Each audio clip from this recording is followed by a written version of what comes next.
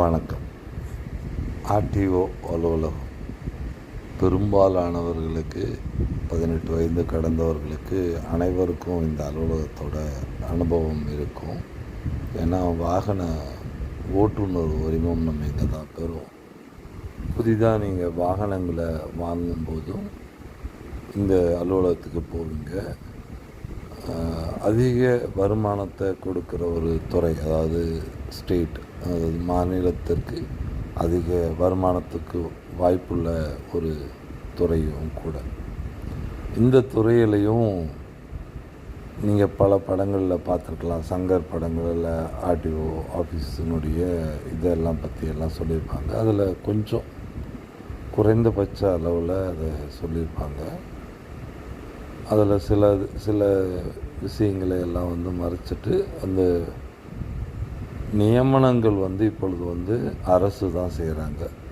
அதனால் அதில் பிரேக் இன்ஸ்பெக்டராக போய் அதுக்கப்புறமா ஆர்டிஓவாக மாறுறது, இல்லைன்னா கீழே ஒரு கிளர்க்காக போய் அங்கேருந்து ப்ரொமோட் ஆகி ஆறுது அப்படிங்கிறதெல்லாம் கொஞ்சம் ரொம்ப கம்மி தான். நேரடியாக எடுக்கிறாங்க, தேர்வை வச்சு தான் எடுக்கிறாங்க.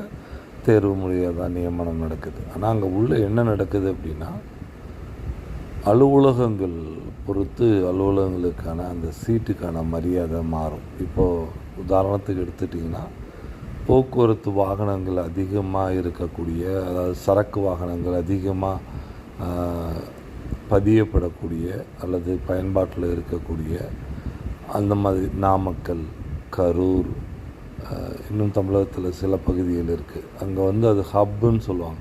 அங்கே தான் அதிகபட்ச சங்ககிரி அந்த மாதிரியான இடங்களிலிருந்து அதிக வாகனங்கள் முதலாளிகள் இருப்பாங்க. வாகன பதிவுகள் எல்லாம் நடக்கும். அப்போது ஒரு வாகனம் நீங்கள் பதிவு பண்ணினீங்கன்னா அது ஒரு கமர்ஷியல் வெஹிக்கிளாக இருந்தது, மக்கள் பயன்பாட்டுக்கான, மக்கள் பயணிக்கிறது, சரக்கு பயணிக்கிறது, இந்த மாதிரி வாகனங்கள் இருந்ததுன்னா நீங்கள் ஒரு மாதமும் அந்த வாகனம் சரியான நிலையில் இருக்குங்கிறது காமிச்சு எஃப்சி காட்டி நீங்கள் திரும்ப வாகன புதுப்பித்தல் சான்றிதழை பெறணும். இது வாகனங்களை சார்ந்தது. அதேமாதிரி வாகன விபத்துகள் ஏற்பட்டாலும் அதிக வாகனங்கள் இருக்கிற பகுதிகளில் தான் விபத்துகள். இப்போ சென்னை மண்டலம், ஆனால் அங்கே போக்குவரத்து வாகனங்கள் அதிகமாக இருக்கும், மக்கள் பயன்படுத்தக்கூடிய வாகனங்கள் இருக்கும்.